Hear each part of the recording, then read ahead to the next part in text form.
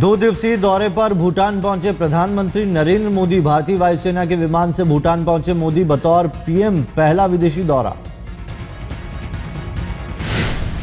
भूटान की राजधानी थिम्पू में मोदी का भव्य स्वागत। भूटान के पीएम शेरिंग टोब्गे खुद मोदी की अगवानी करने एयरपोर्ट पहुंचे।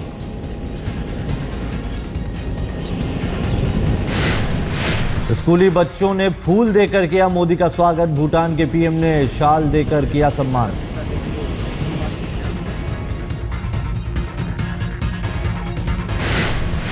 पीएम नरेंद्र मोदी ने भूटान के प्रतिनिधियों से किया परिचय। जवानों ने दिया गार्ड ऑफ ऑनर।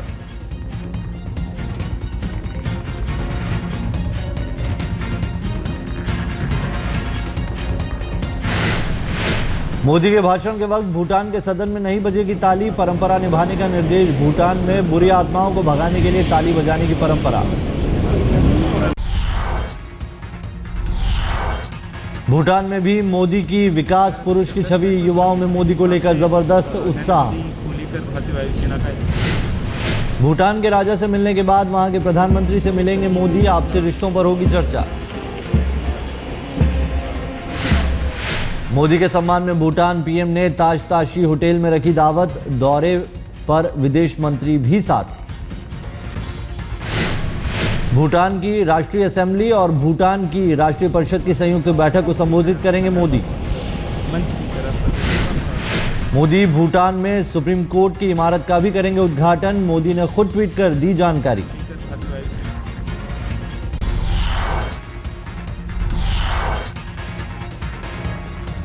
प्रधानमंत्री नरेंद्र मोदी का गोवा में बयान। देश के भविष्य के लिए कठोर फैसले लेने होंगे। गोवा में बीजेपी के कार्यक्रम में बोले मोदी, कहा जो भी फैसला लेंगे देश हित में लेंगे। अगर थोड़ा सा कोई लीडरशिप दें, सही दिशा दें और राष्ट्र हित के लिए ही काम करने के लिए प्रेरित करें तो शासन में बैठे हुए वही पुराने लोग उत्तम से उत्तम काम करने के लिए तैयार हैं। मोदी ने कहा कठोर फैसले से नाराजगी भी हो सकती है, लेकिन देश हित में कदम उठाना जरूरी है।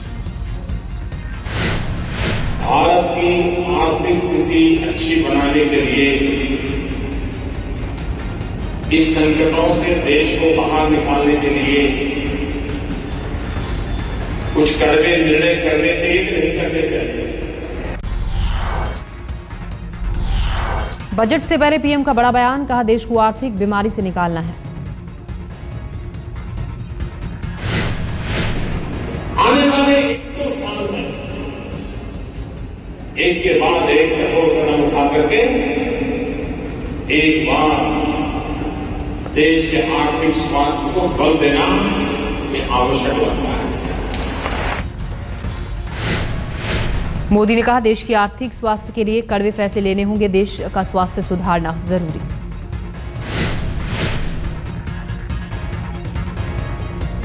प्रधानमंत्री ने कहा जाने वाली सरकार ने देश को खाली भी किया और खोखला भी कर दिया।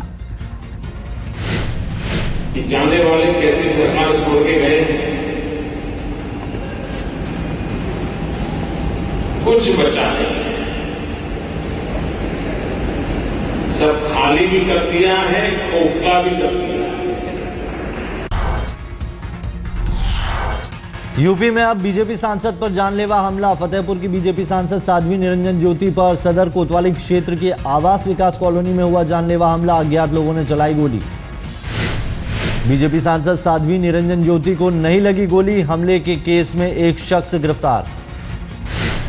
यूपी के बरेली में बीजेपी नेता राकेश रोहतगी का कार में मिला शव। शुक्रवार से लापता थे रोहतगी। परिजनों ने गुमशुदगी की रिपोर्ट दर्ज कराई।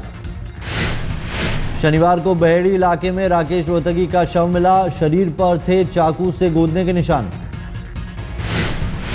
यूपी में बीजेपी नेताओं पर हमले की हो चुकी है कई वारदात। नोएडा में बीजेपी नेता विजय पंडित की हत्या के साथ ही मुजफ्फरनगर में भी हुई थी बीजेपी नेता की हत्या।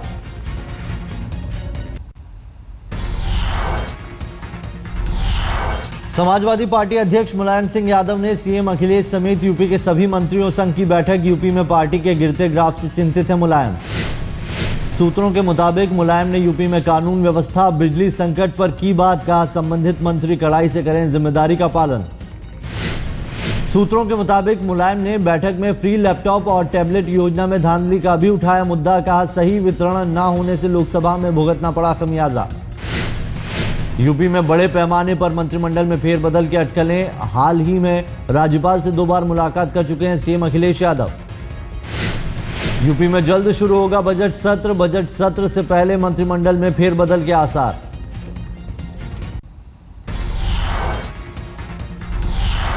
जम्मू कश्मीर के दौरे पर हैं रक्षा मंत्री अरुण जेटली। मुख्यमंत्री उमर अब्दुल्ला के साथ सुरक्षा पर समीक्षा बैठक की। सीमा पर सुरक्षा इंतजामों का लिया जायजा। सीमा पार से सीजफायर के उल्लंघन पर बोले जेटली। कहा अगर सीजफायर का हुआ उल्लंघन तो हमारे जवान देंगे मुंहतोड़ जवाब।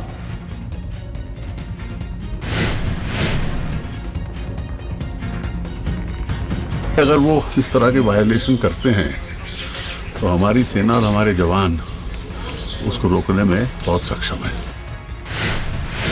जेटली ने एलओसी पर जाकर हालात का लिया जायजा। उत्तरी कमांड के चीफ ने दी ताजा हालात की जानकारी।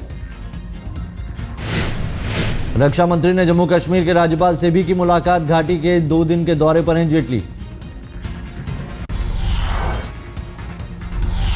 रिश्तेदारों की भर्ती को लेकर पीएम नरेंद्र मोदी के फरमान का मंत्रियों पर हो रहा है असर। एक अखबार के मुताबिक नागरिक उड्डयन मंत्री ने अधिकारियों से मांगा रिश्तेदारों का ब्यौरा। सूत्रों के मुताबिक विमानन क्षेत्र में बड़े पैमाने पर काम कर रहे हैं अधिकारियों के रिश्तेदार। डीजीसीए ने इसे बड़ी कमी माना। मुंबई पुलिस ने शुरू की प्रीति जिंटा की शिकायत पर जांच। बीसीसीआई ने पुलिस को सौंपा 30 मई के मैच के दौरान का 4 घंटे का फुटेज में झगड़े का स्पष्ट वीडियो नहीं। पुलिस फिर से कर सकती है प्रीति जिंटा से का बयान दर्ज। बदसलूकी मामले में महाराष्ट्र महिला आयोग सख्त 24 घंटे के भीतर नेसवाडिया को गिरफ्तार करने की मांग। प्रीति जिंटा ने 12 जून की रात अपने करीबी दोस्त नेसवाडिया के खिलाफ दर्ज कराई थी एफआईआर। मारपीट और गाली गलौज के साथ छेड़छाड़ का भी आरोप। मुंबई के मरीन ड्राइव पुलिस स्टेशन में दर्ज हुई एफआईआर। पुलिस ने 3 धाराओं के तहत दर्ज किया मामला। प्रीति जिंटा का आरोप नेस ने सबके सामने मेरी बाह पकड़ी, मेरे खिलाफ अभद्र भाषा का किया इस्तेमाल।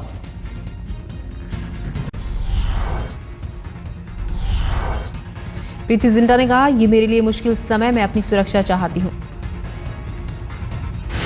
पुलिस आईपीएल के सीईओ सुंदर रमन से कर सकती है पूछताछ। प्रीति ने अपनी शिकायत में कहा था सुंदर रमन घटना के गवाह। प्रीति ने अपनी शिकायत में कहा था घटना के समय सुंदर रमन थे मौजूद, उन्होंने ही किया था बीच बचाव। किंग्स 11 पंजाब की सभी खिलाड़ियों से भी हो सकती है पूछताछ। स्टाफ से भी होगी पूछताछ। वानखेड़े स्टेडियम के गरवारे पवेलियन में मैच देख रहे दर्शकों से भी पुलिस कर सकती है पूछताछ। प्रीति का आरोप सबके सामने हुई थी बदसलूकी।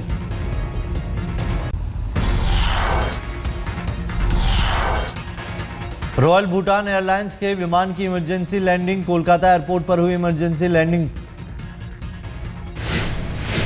विमान के विंडो का शीशा टूटने से कराई गई इमरजेंसी लैंडिंग। दिल्ली में कांग्रेस का विरोध प्रदर्शन। बिजली पानी के मुद्दे पर अजय माकन ने संभाला मोर्चा। बीजेपी ने यूपी में कानून व्यवस्था पर फिर उठाया सवाल। खुद के नेताओं पर हमले को बनाया मुद्दा।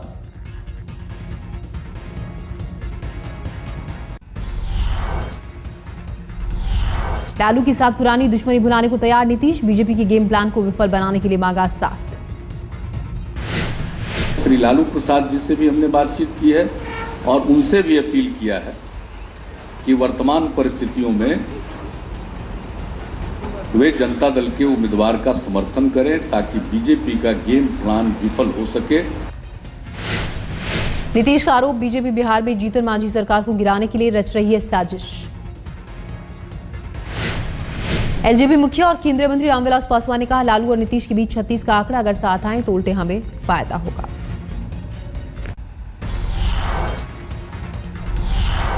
रेप पर बाबूलाल गौर के बयान से नाराज कांग्रेस का भोपाल में उनके घर प्रदर्शन। कांग्रेस ने बयान पर जताई आपत्ति। सरकार ने एक और बार साबित कर दिया कि वो महिलाओं का कितना सम्मान करते हैं, या महिलाओं का के लिए वो कितने संवेदनशील हैं। उत्तराखंड के मुख्यमंत्री हरीश रावत की हालत स्थिर। दिल्ली में हेलीकॉप्टर लैंडिंग के वक्त हुए थे जख्मी। उत्तराखंड के मुख्यमंत्री का एम्स में चल रहा है इलाज। अभी 2 दिन की डॉक्टरों की निगरानी में रहेंगे रावत। देहरादून से दिल्ली आते वक्त हुआ था हादसा। मौसम खराब होने की वजह से करनी पड़ी थी इमरजेंसी लैंडिंग।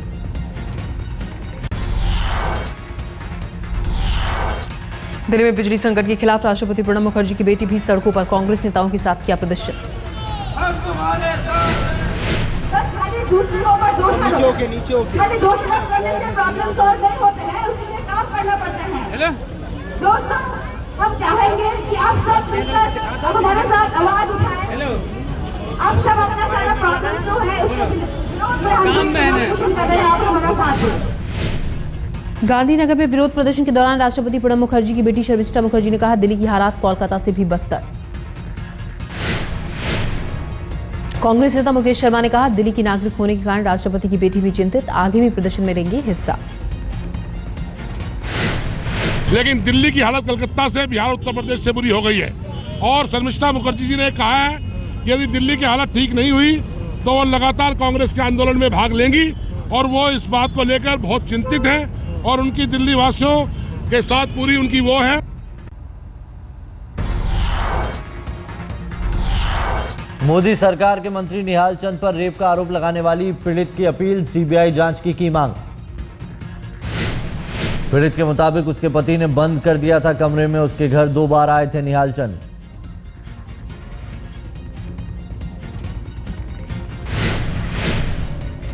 यूपी के शामली में दलित महिला के साथ रेप, आरोपी नौजवान की पुलिस कर रही है तलाश। बदायूं में 32 साल की महिला से गैंगरेप, 3 लोगों पर गैंगरेप का आरोप।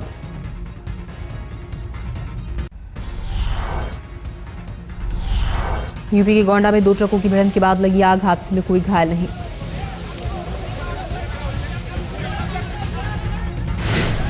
फैजाबाद बहराइच रोड पर ट्रकों की टक्कर, दमकल विभाग के आने से पहले ही ट्रक जलकर खाक। दिल्ली से सटे गाजियाबाद में हाईटेंशन वायर की चपेट में आने से 5 लोग झुलसे, घायलों में 3 बच्चे और 1 महिला भी शामिल। विजयनगर में एक झुग्गी पर गिरा था हाईटेंशन तार, सभी घायलों को अस्पताल में कराया गया भर्ती। जेबी में 4 साल के ग्रेजुएशन कोर्स के खिलाफ एबीवीपी का प्रदर्शन, छात्रों ने किया सड़क जाम, उग्र प्रदर्शन की दी धमकी।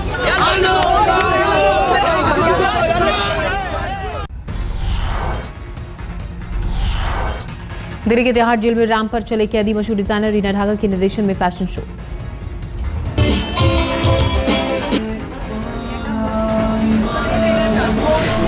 समारोह में वसंत वैली स्कूल की चेयरपर्सन रेखा पुरी भी मौजूद, कैदियों का बढ़ाया हौसला।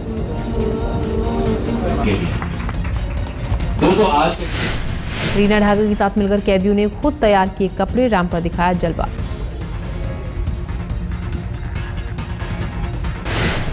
फैशन शो के दौरान कैदियों में दिखा जबरदस्त उत्साह, महिला कैदी भी रैंप पर उतरे। तिहाड़ की रॉक बैंड ने भी अपनी तरफ लोगों का खींचा ध्यान, कलाकारों ने बांधा समा।